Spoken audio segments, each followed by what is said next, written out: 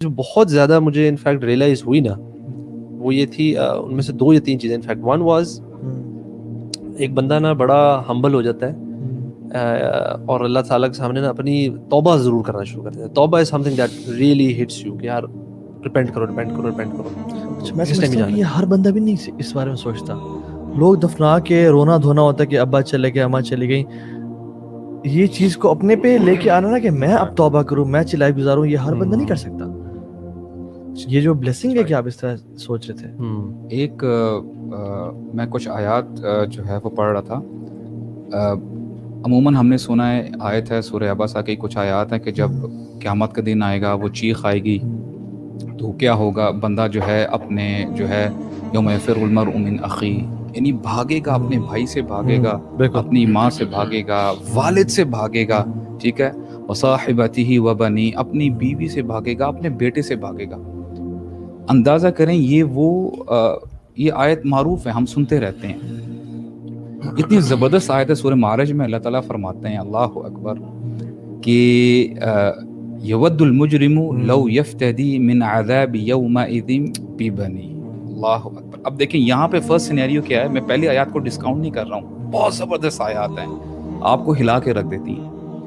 یہاں پہ فرمایا جا رہا ہے, اب سبحان اللہ, اس آیت کو جو ہے نا اپریشیٹ تو الحمدللہ ہم کرتے ہیں اور ہمیں کرنا چاہیے.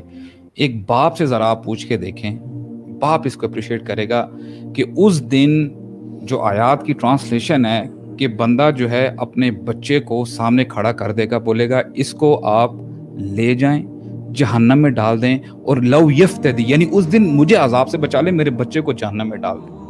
اللہ اکبر. کیا از دیٹ اٹ؟ نہیں.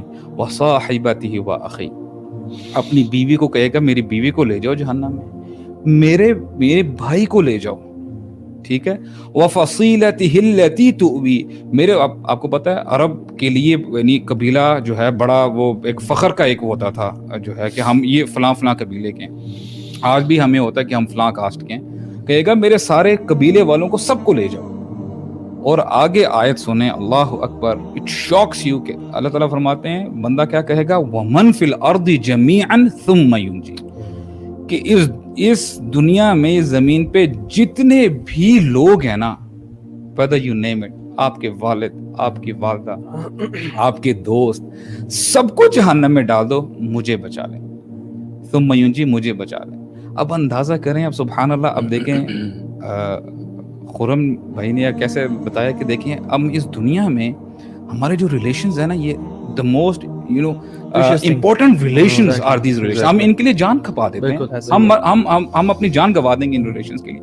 اس دن انہی لوگوں کو اپنے آپ کو عذاب سے بچانے کے لیے ہم ان کو جو ہے جھونک دیں گے. سب سے زیادہ ایموشنل بات تو یہ ہے کہ the guy is talking about his kids.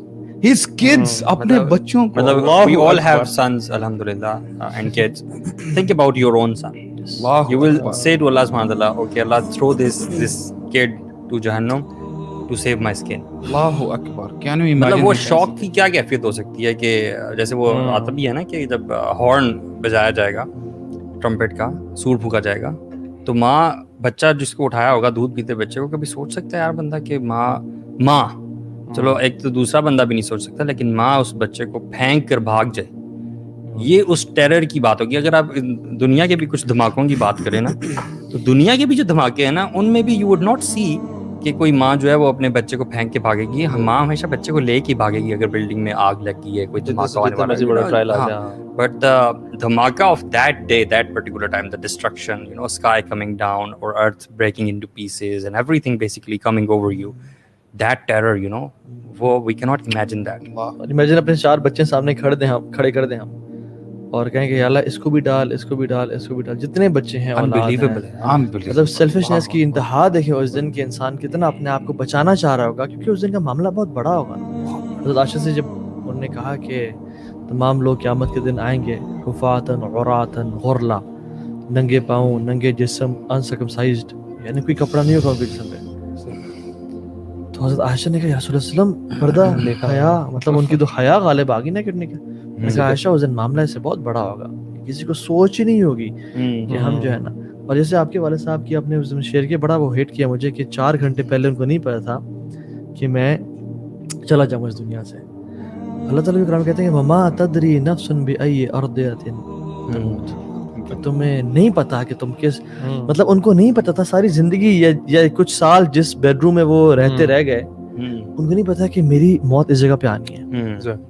मतलब अगर हमें आज पता चल जाए कि हमें इस जगह पे मरना है और कुछ दिन बाद मरना है, तो हम तो रोते रोते अपनी सारी जो है ना इबादत में गुजार दें। ये सोच के भी लगता है कि अल्लाह ताला का कितना बड़ा एहसान है कि अल्लाह ताला ने बहुत सारी चीजें हमसे गैब में रखी हैं। अगर गैब ना होता तो इंसान जी ना पाता, अपनी रोजमर्रा के काम ना कर पाता। और ये कब्र है ना शेख, ये कब्रिस्तान में आप चले जाए, हम भी उस दिन गए, और जाते रहना चाहिए। देखिए लेवल्स हैं, मतलब बिल्कुल एक लेवल है, कब्रिस्तान है एक लेवल है, लेकिन सल्लल्लाहु अलैहि वसल्लम कहते हैं कि वल्लाही मत समझो कि ये सब एक लेवल है, ये नीचे जो है ना बहुत लेवल्स हैं इनके। किसी की कब्र जन्नतों का एक बागीचा है, रोज़तुम मिन रियाज़िल जन्नह, और किसी की कब्र pit from the pitfalls of hellfire. It's a whole world underground, you know. It's not just a graveyard. Try to understand. की हदीस है ना, कहते हैं ना कि अगर तुम लोगों को कि पता लग जाए नीचे क्या हो रहा है ना, तो तुम लोग अपने जो है ना मुर्दा को दफनाना बंद कर दो, दफनाना छोड़ दो। Because if you know the अजाब ऑफ कब्र, तो तुम लोग को ये छोड़ दोगे। बल्कि आप सल्लम की तो एक दफा ऊंटनी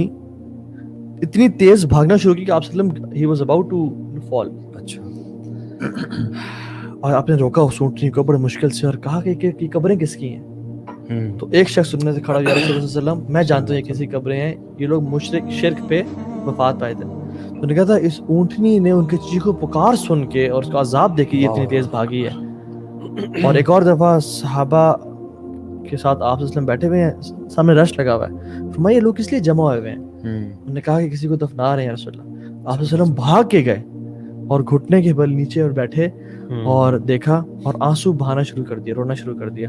हद तक इतने आंसू बहे, हदीस में आता है कि उनकी दाढ़ी बढ़ गई और जो जमीन जो सैंड थी ना वहाँ पे भी कतरे चले गए। और फिर आपने जब सहाबा के पास आए और कहा कि सहाबा अपने आप को यानी अपनी कब्र की पनाह मांगा करो, कब्र के अजाब से पनाह मांगा करो। क्योंकि सहाबा किराम जो थे ना वो they wouldn't always think about the day of क़ियामा, you know. वो इंसान की क़यामत जो है वो तो जब वो वफात पाता है तभी उसकी क़यामत शुरू हो जाती है। तो कब्र used to be that place जिसको वो बहुत ज़्यादा दे वर fearful of grave, you know. सब ये समझना ना कि हमारी क़यामत कब, जो शख्स आया था नबी सल्लल्लाहु अलैहि वसल्लम को पूछने कि क़यामत कब होनी है, नबी सल्लल्लाहु अलैहि वसल्लम पूछा था कि what have you prepared for it, because हमारी क़यामत तो शुरू होगी ना, हमारी डेथ के बाद हमारा मामला स्टार्ट है। बल्कि इसी तरह की एक और हदीस में आता है कि या रसूलल्लाह मता सआ, कब है क़यामत। उन्होंने कहा जो तुम्हारे से छोटा बच्चा है ना, एक उनसे बदून में से छोटा बच्चा भी था, कि जब तुम्हारी उम्र तक पहुंचेगा ना उम्मीद है तुम्हारी क़यामत आ चुकी होगी।